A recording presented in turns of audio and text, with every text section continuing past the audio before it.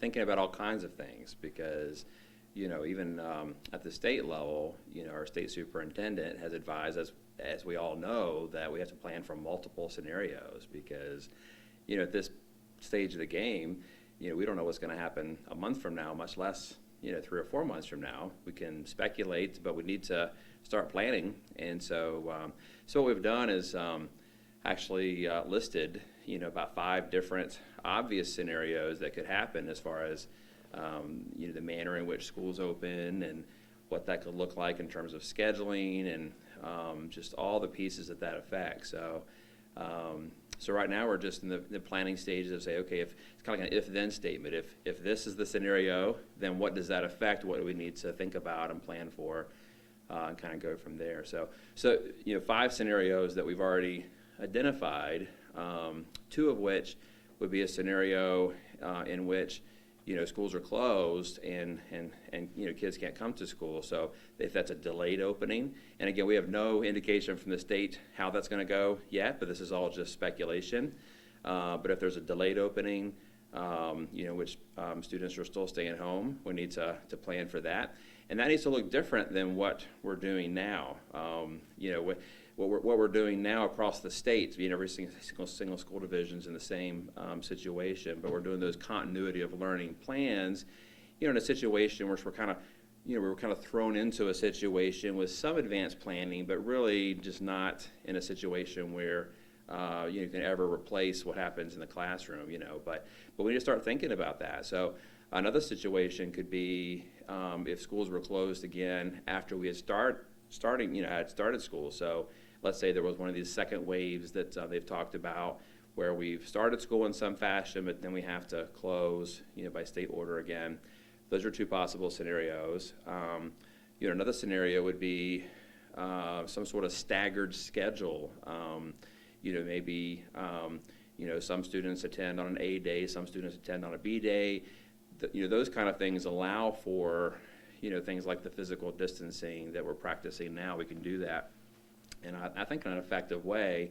And if we needed to get down to like an ABC schedule where we divide things into thirds, that would do it. Because we have to really, if we're going to practice physical distancing in our schools, that's not a matter of, the obvious things like you don't have, big assemblies and that kind of thing. You kind of watch what's happening in the cafeterias, but it really has to go down to the classroom level where we, have anywhere from, 18 to 26 students, depending upon the class, in a classroom. And so, if that's the phase that we're in at that point, we'll have to, plan for that. And really, realistically, the only way we could do that would be to limit the number of students that we have at a time. The other possible scenario, and I would love to see something like this happen. On the happy end of, the positive thinking sort of end of things would be, if we were sort of back to normal and all of our students were, going to attend.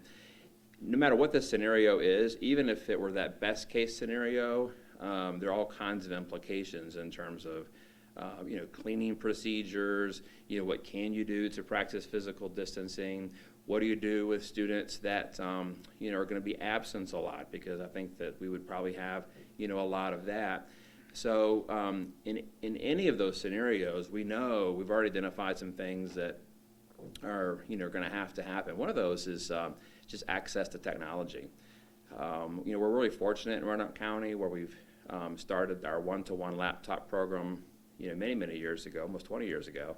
And so, we have that in grades 6 through 12. That allows us to do, quite a bit, with students. If we, got to a new school year where we really wanted to, make sure that we get the learning in and, cover the content in a way that we can't do right now, where we're going to have to do a lot more sort of synchronous learning where, it's live teaching, between students and students, or between the teacher and the students. But a place where we don't have that capability right now is in K-5, in the elementary level. And again, no one would ever advocate that this replaces what happens, in the classroom, but we've got to find some ways to keep learning going and keeping kids advancing. Otherwise, we're going to have, long-term repercussions, if students really, fall behind. So we're looking at some ways to extend our availability of laptops to the K-5 level, even if we have to use some refurbished laptops that we currently have. Typically, when our seniors graduate, we typically we have an agreement with Dell where we send those back and so forth to get the new ones and that kind of thing. But for a 1-year period of time, one thing we're looking at doing is taking those refurbished laptops, fixing them up and making sure they're good to go, because there's still quite a bit of life in them. But if we can make those available to families at the K-5 level to have at home, there's quite a bit we can do there as well. Of course, you're always mindful of things like access to internet and broadband. We've done a lot of surveying in Roanoke County. We know that in Roanoke County, it's not where you'd want it to be, but we're a lot better shape than a lot of other regions and a lot of other school districts. We estimate that about 85% of our students, they tell us they have access to internet. So we need to, capitalize on that and leverage that access that they do have, while we at the same time work with that other 15% to either try to get them internet access or work with them in a different way. So regardless of whether or not we, are some kind of staggered schedule, where a student might come in and have live face-to-face instruction for a day, then the following day there's things they can do at home, either, on a kind of individual basis using the materials and the technology that we provide, or we're even looking at maybe a situation in which, students, especially in the high school, maybe the middle school level, they could actually participate in a live format, back to the classroom on the day they're not actually attending. Lots of different possibilities, and we're just trying to vet all of those and see what's possible. What we do know is that no matter what the scenario winds up actually being, we need to be prepared, first of all, and we also know that it affects lots of things, lots of variables that we have to consider. But we also know that it needs to look very different than it does right now. So one of the things that, just to kind of throw this in, one thing that's happened at the state level is the Department of Education actually has some task forces that they've put together to actually help give guidance, for all the school divisions, so that not every one of the 132 school divisions has to individually reinvent the wheel. But they're looking at, what happens to school accreditation, under these scenarios. There's another task force looking on recovery. How do we help students make that transition back to school? What are those scenarios to give guidance to the divisions? And so while we're working, on our own on thinking through these situations, we also anticipate quite a bit of guidance and support, at the state level as well. Are you on any of those? I'm not, but Ben Williams, our director of testing, is on the accreditation one. Okay.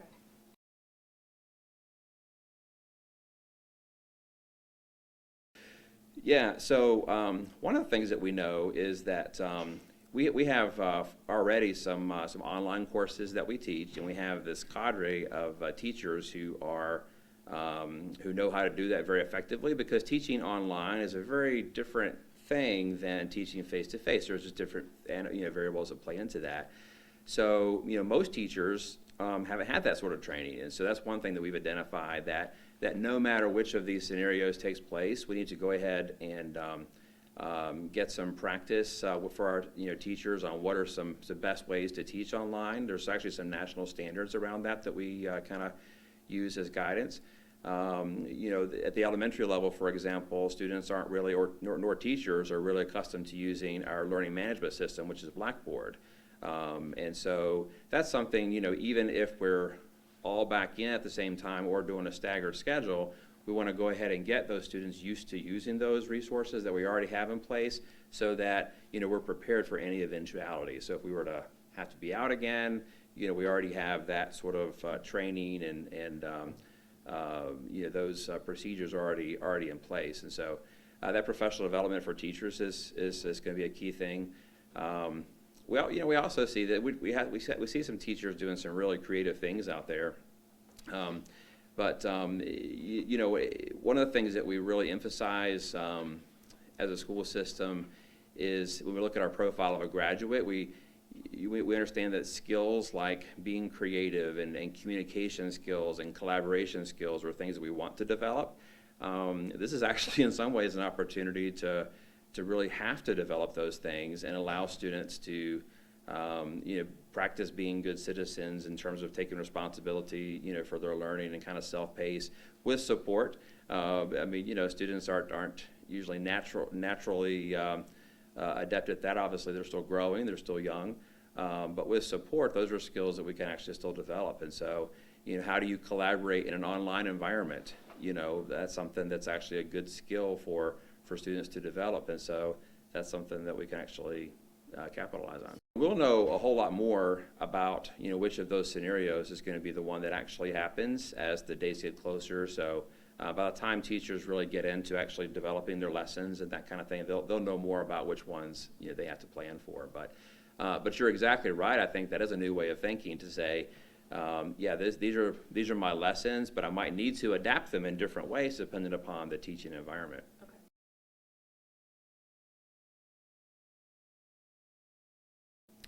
Yeah, so we knew going into this when we actually adopted our budget, on schedule, which was back in March.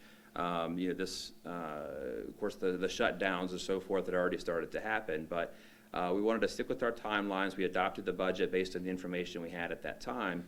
At that time, we were actually anticipating a nice increase from local funds, a nice increase from state funds, including some funds for salary increases for our teachers.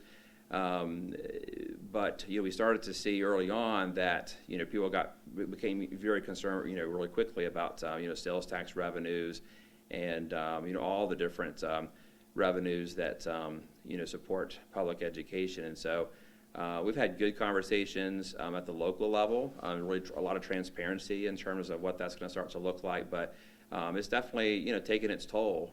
So we're looking at about a $2.4 million decrease on local funding compared to what we had this year. So whereas we were anticipating over $2 million in increased funding, it's actually 2.4 less. So it's about a $4 million difference, in terms of what we had budgeted on and hoped to have versus what we're going to have. And at the state level, some of those forecasts were fairly positive at first. The governor's revised budget and what the General Assembly wound up doing decreased funding on the eliminated funding for raises. That was something that I think universally people are understanding is just not going to happen in this environment and this economy. But in terms of other forms of aid, they were hoping to pretty much hold K-12 harmless. That's not played out as well as we would have liked as well. One of the things that the General Assembly did was, they know that there's a real issue across the state with teacher salaries. Our teachers are underpaid, especially when you look at the state's ranking nationally. We're in the top 15 states in the country in terms of ability to pay, in terms of wealth, but we're in the bottom 15 in the nation in terms of actually average teacher pay. And that's not a situation that I think Virginia really wants to be in and needs to be in. And so that's all right. So and that's something that obviously there's been a lot of pressure. We've lobbied to say that needs to improve. And you don't get there, by the way, with a 2% increase every year. If you really want to make gains, it takes more like a 7% increase every year for a number of years to even try to get into the top 20. So there's those pressures. The General Assembly was already feeling pressure, rightfully so, from school divisions to say, look, we need help with infrastructure. We need help with school renovations and construction and that kind of thing. I say that to say that you might hear that the state said, we're going to help with some of those infrastructure needs. What they wound up doing was basically taking the money that they already give us and just mandating that we use a certain percentage of that for infrastructure. So it's kind of a shell game. It really is. It's like saying, yeah, we're giving you more, but really you're not giving you more. It's just we're making you use it a different way, which then hampers our operating budget. So all of that affects our ability to do anything around salaries and just taking care of the needs that we have. So that's where we are. I mean, we're not going to be able to do, any salary increases next year. In fact, as you're hearing, we're looking at, quite a bit less funding next year compared to even this year. So we're really having to find expenditure cuts to offset that.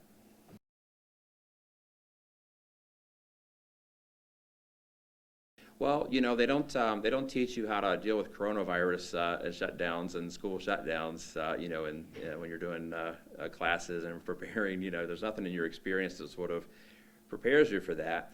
Other than, I think that if you have the overall mindset of, look, we all have different situations and problems and challenges that come our way, and that's one thing we want to teach our students is to be resilient. And even in tough times, things you don't anticipate, we talk a lot around Roanoke County about being opportunity ready. This is not a positive opportunity that any of us have looked forward to, look to as far as, having to deal with in terms of challenges. But, you have to be prepared in life to face different things, whether it's positive or, challenging.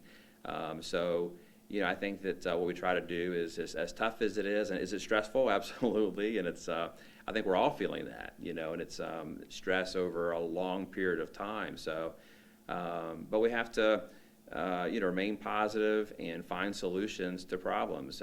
That's what we're called to do, and I think that our children are looking to us to kind of model that way too, to say, yeah, we can find our way through this.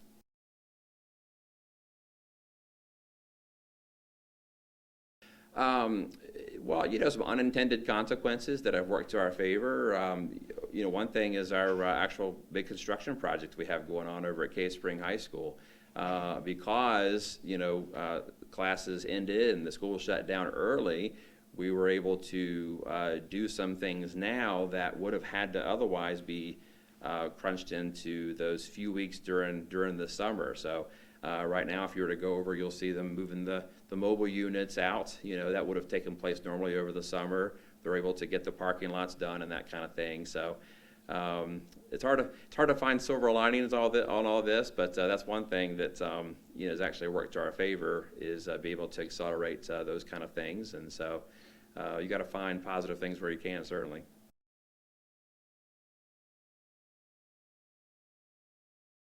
Well, what's not okay is the whole situation for our students, and that goes from kindergarten to to 12th graders to seniors who are looking to graduate. So, I think about those little ones who were just on the verge of really getting some of those reading skills down and some of the math concepts down, learning how to socialize in school environments and that kind of thing, and that ended early. So that's tough. We know we're going to have to recover that and find ways to assess where students are in their learning and how to get them to move forward when we do get them back.